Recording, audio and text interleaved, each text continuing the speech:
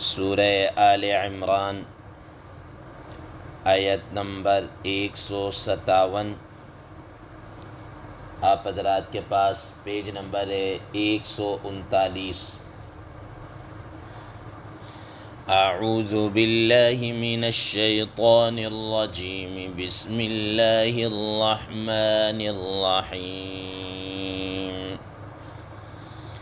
وَلَئِن قُتِلْتُمْ فِي سَبِيلِ اللَّهِ أَوْ مُتُّمْ لَمَغْفِرَةٌ مِّنَ اللَّهِ وَرَحْمَةٌ خَيْرٌ مِّمَّا يَجْمَعُونَ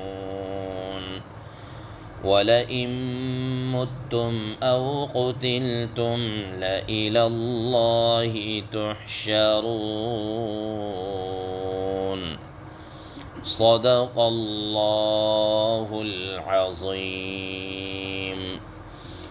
اللہم صل علی محمد النبی الأمی وعلی آلہ وسلم تسلیما کثیرا کثیرا۔ محترم سامعین کرام، ان آیات کا ترجمہ اللہ تبارک و تعالی ارشاد فرماتے ہیں،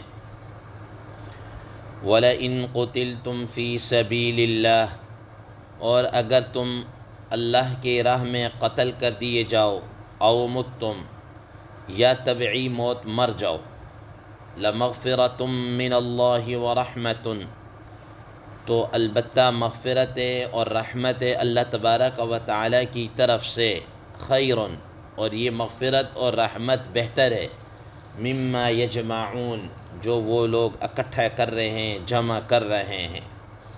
وَلَئِن مُتُّمْ أَوْ قُتِلْتُمْ، اور اگر تم مر جاؤ یا اللہ کی راہ میں قتل کیے جاؤ، لَإِلَى اللَّهِ تُحْشَرُونَ، البتہ اللہ کے حضور تم جمع کیے جاؤ گے، اکٹھے کیے جاؤ گے۔ محترم سامعین کرام، ما قبل کی آیات میں جیسا کہ کل کے درس میں بھی یہ بات آئی کہ اللہ تبارک و تعالیٰ نے اہل ایمان کو منافقین کے اس پروپیگنڈا سے محفوظ رکھنے کے کہا ہے، اور ان کی بات نہ ماننے کو کہا کہ منافقین جو یہ کہہ رہے تھے کہ اگر یہ سفر میں نہ جاتے یا جہاد کے لیے نہ جاتے تو یہ نہ مرتے، یہ زندہ ہوتے، اور یہ اسی طریقے سے جیسے ہم زندگی کے مزے لوٹ رہے ہیں تو اس طرح یہ بھی زندگی کے مزے لوٹ رہے ہوتے۔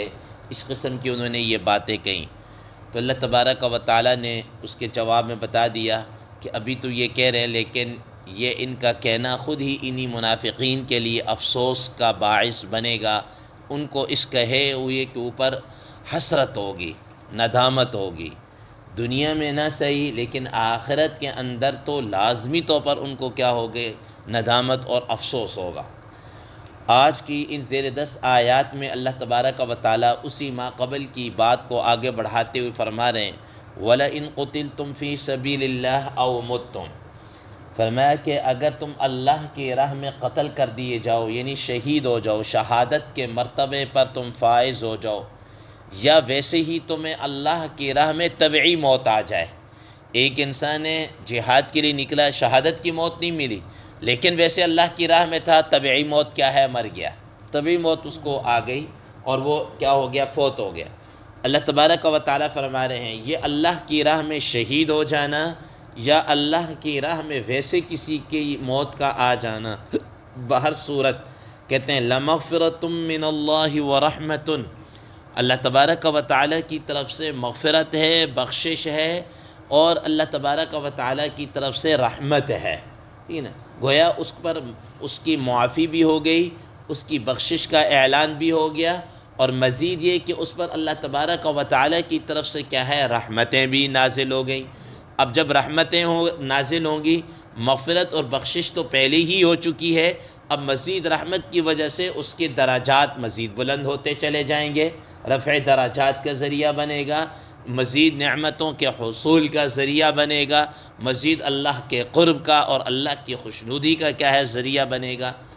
محترم سامعین کرام، تو حضرت تھانوی صاحب رحمہ اللہ فرماتے ہیں کہ انسان جو عبادت کرتا ہے اس عبادت کے مقصود نظر اس کے 3 طرح کے تصور ہوتے ہیں، 3 طرح کے نظریات ہوتے ہیں، 3 طرح کے خیالات ہوتے ہیں، 3 طرح کی سوچ ہوتی ہے۔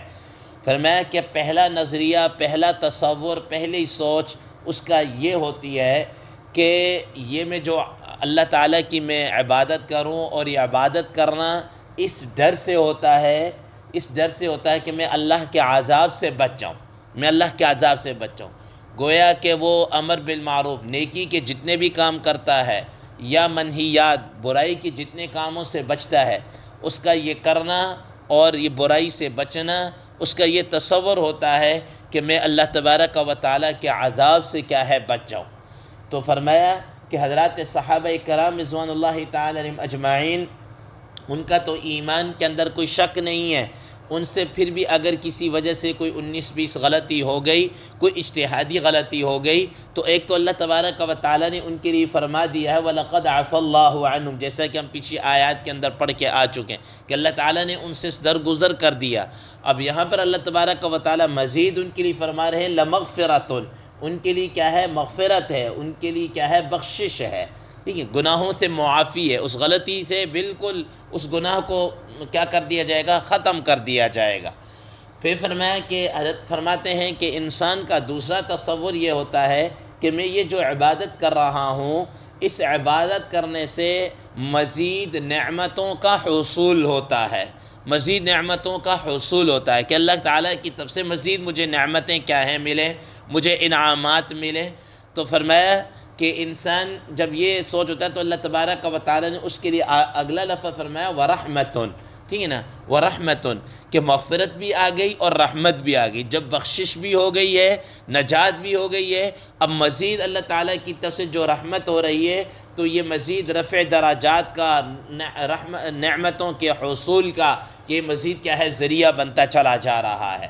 تو فرمایا کہ یہ دونوں چیزیں اللہ تبارک و تعالیٰ نے یہاں پر اکٹھی کر دی۔ فرمایا لَمَغْفِرَةٌ مِّنَ اللَّهِ وَرَحْمَةٌ، کیسے لوگوں کے لیے اللہ تعالیٰ کی طرف سے مغفرت بھی ہے اور رحمت بھی ہے۔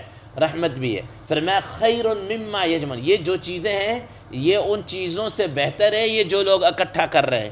یہ کیا چیز اکٹھے کر رہے ہیں؟ یہ مال و دولت یہ اکٹھے کر رہے ہیں نا۔ تو جو دنیا کا آدمی ہوتا ہے، جس کو جس چیز کی لالچ ہوتی ہے، اس کا نظریہ، اس کا مطمع نظر، اس کی سوچ، اس کے افکار، اس کے نظریات، اس کے خیالات اور اس کے مشورے اور اس کی ساری چیزیں اسی کام کی طرف ہوتے ہیں۔ جب یہ دنیا کما رہے ہیں، دنیا کی لالچ ہے، تو انہوں نے بھی جناب اللہ دنیا کی پیش نظر کیا ہے؟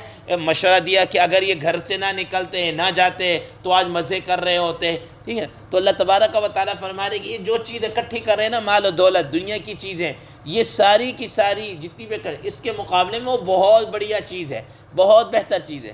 خود قرآن مجید میں اللہ تبارک و تعالیٰ نے کیا فرمایا؟ وَالْآخِرَةُ خَيْرٌ وَأَبْقَىٰ، ٹھیک ہے نا، کہ جو آخرت کی زندگی ہے، آخرت کی جو زندگی ہے، جنت کی جو زندگی ہے، وہ بہت بہتر بھی ہے اور ہمیشہ ہمیشہ رہنے والی بھی ہے، ہمیشہ ہمیشہ رہنے والی۔ یہ دنیا نمبر 1 پہ آپ حضرات نے کئی مرتبہ سنا کہ اللہ تبارک و تعالیٰ کے ہاں اس دنیا کی کیا ویلیو، کیا حیثیت ہے، اس کی کیا اللہ تعالیٰ کے ہاں حیثیت ہے، کتنی ویلیو ہے۔ اللہ تعالیٰ فرماتے ہیں کہ اگر پوری دنیا وما فیہا، یہ زمین جو یہ جتنا کچھ ہے اس کے اندر جو کچھ بھی ہے، اگر یہ مچھر کے پر کے برابر بھی اس کی ویلیو، اس کی حیثیت، اس کی قدر و قیمت اللہ کے ہاں مچھر کے پر جتنی بھی ہوتی، تو اللہ تعالیٰ کیا کافروں کے لیے ایک ایک پانی گھونٹ کے لیے کیا ترسا دیتے۔ اللہ تعالیٰ کیا اس کی ویلیو ہی نہیں ہے، کوئی ویلیو ہی نہیں ہے، ٹھیک ہے نا۔ اب یہ مچھر کیا حیثیت ہے؟ ہم تو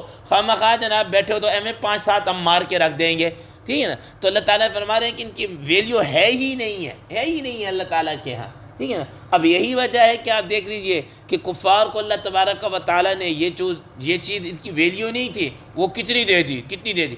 آپ دیکھیں مثال ایک چھوٹی سی ایگزامپل ہے، آپ دیکھ لیجئے کہ ہمارے گھروں کے اندر عموماً ردی اکٹھی ہوتی رہتی ہے، یہ کاغذ، وہ بوتل، یہ چیز، یہ فلانے چیز، یہ کاپیاں، یہ چیزیں اکٹھی ہوتی رہتی ہیں. اب ہم کیا کرتے ہیں، ہمارے یہاں ایسی کوئی حیثیت ہی نہیں ہے.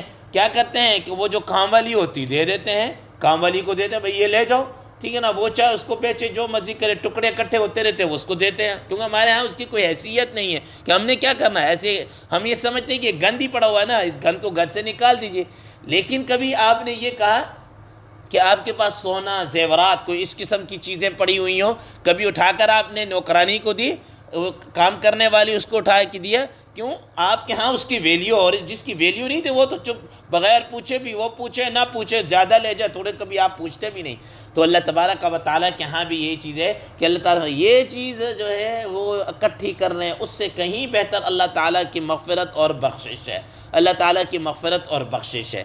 تو فرمایا وَلَئِن مُتُّمْ أَوْ قُتِلْتُمْ لَإِلَى اللَّهِ تُحْشَرُونَ. آگے ایک اور بات بتا رہے ہیں، کہتے ہیں دیکھو، نمبر ایک، انسان کو موت آنی ہے، یہ قضا و قدر ٹل نہیں سکتی، یہ تو آ کر رہی، نمبر ایک. نمبر دو، موت بھی آنی ہے تو موت کے آنے کے بعد اللہ کے حضور اکٹھا بھی ہونا ہے، اللہ کے حضور جمع بھی ہونا ہے. اللہ تعالیٰ نے اپنے حضور جمع کر کے حساب و کتاب لینا ہے. ساری ہماری ہسٹری جو ہے، وہ جو ڈیٹا سارا اکٹھا ہوگا اور سارا اناؤنسمنٹ ہوگی، وہ سارا کچھ آئے گا، کچا چٹھا ہمارا کھول کے رکھ دیا جائے گا. اب اللہ تعالیٰ فرما رہے ہیں کہ دیکھو، اگر تم قتل کر دیے جاؤ یا ویسے تمہیں طبعی موت آ جائے، گھر کے اندر بستر کے اوپر تمہیں موت آ گئی، کسی بیماری کی وجہ سے تم مر گئے، بہر صورت تمہیں اللہ کے حضور اکٹھا ہونا ہے، تمہیں اللہ کے حضور اکٹھا ہونا ہے. جب موت بھی آنی ہے، اللہ کے حضور اکٹھا بھی ہونا ہے، تو پھر تم فیصلہ یہ خود کر لو کہ کیا اللہ کی راہ میں شہادت کی موت بہتر ہے یا پھر یوں مر جانا بہتر ہے. یوں مر جانا بہتر ہے. تو اس لیے فرمایا وَلَئِن مُتُّمْ أَوْ قُتِلْتُمْ، اگر تم ویسے مر جاؤ یا اللہ کی راہ میں شہید کر دیے، قتل کر دیے کسی طریقے، لَإِلَى اللَّهِ تُحْشَرُونَ، تم اللہ کے حضور کیا ہے اکٹھے کیے جاؤ گے، اللہ کے حضور جمع کیے جاؤ گے. وہاں سے تمہاری کیا ہے، چھوٹ نہیں ہے. جب وہاں سے چھوٹ نہیں ہے، موت کا آنا بھی یقینی ہے، اللہ کے حضور اکٹھا ہونا، حساب کتاب دینا بھی یقینی ہے. تو پھر ہم اللہ کی راہ میں کیوں نہ مر جائیں؟ جب اللہ کی راہ میں مریں گے تو سب سے بڑا بینیفٹ یہ تو ملے گا، لَمَغْفِرَةٌ مِّنَ اللَّهِ، کہ اللہ تعالیٰ کی طرف سے کیا ہو گئی، بخشش ہو گئی، مغفرت ہو گئی. عام آدمی موت مرتا ہے، اس کے بارے میں تو نہیں کہا نا کہ یہ جناب اللہ کیا ہے، اس کی بخشش مرتے ساتھ ہی ہو جائے گی. لیکن شہید کے متعلق تو آپ حضرات نے پڑھ لیا، احادیث مبارکہ میں آتا ہے کہ خون کا قطرہ زمین پر گرنے سے پہلے اللہ تبارک و تعالیٰ اس کی کیا کر دیتے ہیں، مغفرت کر دیتے ہیں، بخشش کر دیتے ہیں. اس لیے اب خلاصہ کے طور پر اللہ تعالیٰ نے گویا کہ پہلے فرما دیا کہ یاد رکھنا، یہ جو منافقین تمہیں بہکا رہے ہیں نا کہ یہ تم اللہ کی راہ میں نہ جاؤ، ایسے خواہ اپنے آپ کو موت کے منہ میں دھکیل رہے ہو اور یہ کر رہے ہو، فرمایا کہ ان کی باتوں میں نہ آنا. ٹھیک ہے نا، ان کی باتوں میں نہ آنا. اللہ کی راہ میں جی جان لگا کر کیا ہے، اللہ کی راہ میں لڑنا ہے. اور پھر اگر اللہ نے قسمت میں، مقدر میں شہادت کی موت لکھی ہوگی تو آ جائے گی، نہیں تو کم از کم غازی تو بن کر کیا ہے واپس آؤ گے. اس لیے فرمایا کہ اس سے کیا ہے، ان کی باتوں میں آ کر اس جہاد جیسے مقدس فریضے کے عمل سے پیچھے نہیں رہنا. اللہ تبارک و تعالیٰ سے دعا ہے، اللہ تبارک و تعالیٰ ہمیں ان چیزوں پر عمل کرنے کا توفیق عطا فرمائے. وآخر دعوانا ان الحمد للہ رب العالمین.